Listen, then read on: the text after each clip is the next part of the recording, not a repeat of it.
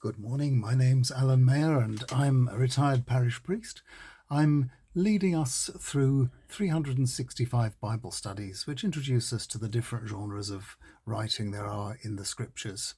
Today we are continuing our story of the early monarchy from Saul to Solomon, and today we're looking at Saul's disobedience of God and its consequences. And I'm going to be reading to you from the first book of Samuel, chapter 13, the second half of verse 7 to verse 14.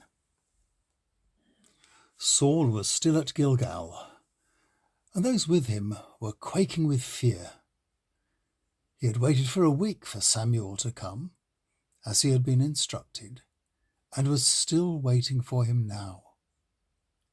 But the people were starting to go home, so he said to them, "Fetch what I need for whole burnt offerings and communion sacrifices."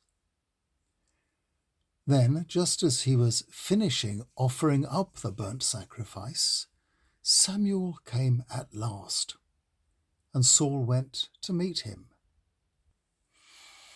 Just as he was giving him a welcome, however, Samuel said, "What on earth are you doing?" Saul replied, "Look, the people are starting to desert me, and you didn't come when you said you would. And besides, the Philistines are mustering at Michmash, so I worked out that the Philistines were going to attack me here in Gilgal, and I hadn't tried to get Yahweh on my side, so I thought I'd better offer a sacrifice." "That was very foolish of you," Samuel said. "You have not obeyed Yahweh your God's command. If you had, your descendants would have been Israel's perpetual rulers. But now your rule will not endure because you have not obeyed him. Yahweh is now looking for the kind of leader he wants to make that one the ruler of his people." Archaeology has shown that the Philistines were more advanced in metallurgy than the Israelites. If the Israelites, stuck in the Bronze Age, wanted iron tools and weapons, they had to go to Philistine blacksmiths. The fear of a better armed enemy mustering nearby, while Saul's people were getting itchy feet waiting for God in the shape of his prophet Samuel to tell them what to do, that put Saul in a panic. There is a theme running through this part of the Old Testament which has the flavour of a deep anxiety. Yahweh, God, is the saviour and leader of Israel. God's sovereignty over Israel was therefore threatened by human monarchy. How could a human possibly stand in the place of God? This thought led to a constant criticism of Israelite and Jewish monarchs throughout the written record.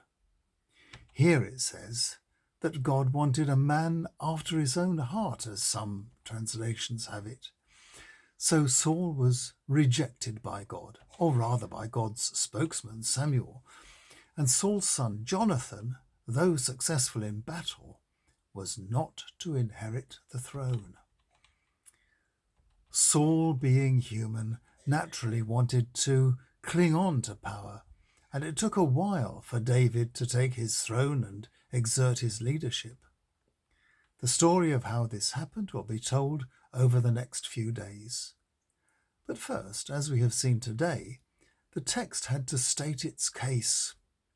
Religious ceremonies are no substitute for discerning God's will and then acting on it. Saul, of course, does not like the judgment given to him today by Samuel, and tomorrow we see him putting his side of the argument. So I look forward to reading that to you tomorrow.